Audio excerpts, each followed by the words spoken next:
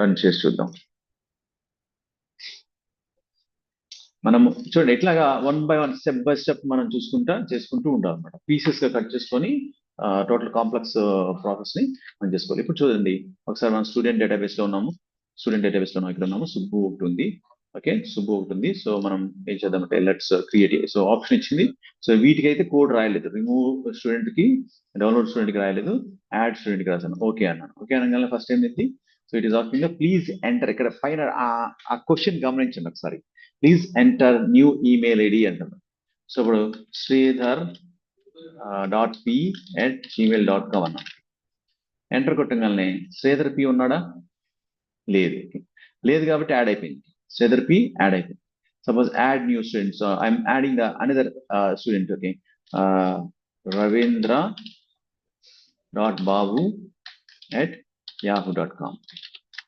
ఓకేనా? సో ఇదేంది, so it is adding the items. So మరలా ఏం ఆప్షన్స్ యాడ్ చేస్తున్నాం. Okay, so okay Upendra. నేను చూడండి ఇక్కడ క్యాపిటల్ ఇస్తున్నా. Upendra dot @ okay, so infosys.com అంటున్నాను. ఓకేనా? సో యాడ్ అవుతుందా? నేను క్యాపిటల్ లెటర్ ఇచ్చిన స్మాల్ లెటర్స్ లో టెక్స్ట్ ఫైల్ యాడ్ చేస్తుంది.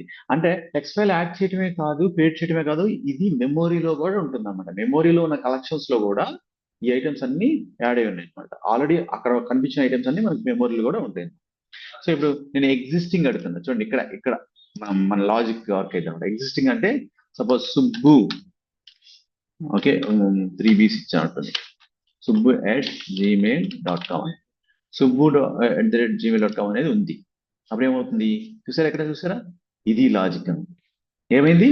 subbu@gmail.com ఇచ్చిన తర్వాత ఇక్కడ ఏం జరిగింది? యాక్చువల్గా ఉందా లేదా చెక్ చేసి కలెక్షన్ లో ఉంది అది. అందుకని మళ్ళా దీనికి వెళ్ళి అసైన్ చేసుకొని మరలా క్వశ్చన్ మరలా అడుగుతుంది.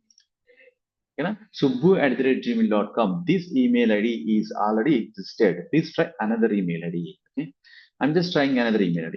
So ravindra.babu@yahoo.com.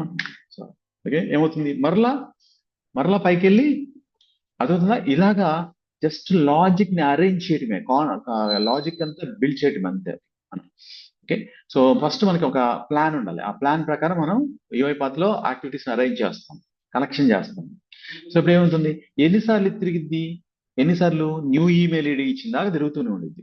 చూసారా? ravindra.babu@yahoo.com అనేది already this email ID is already existed.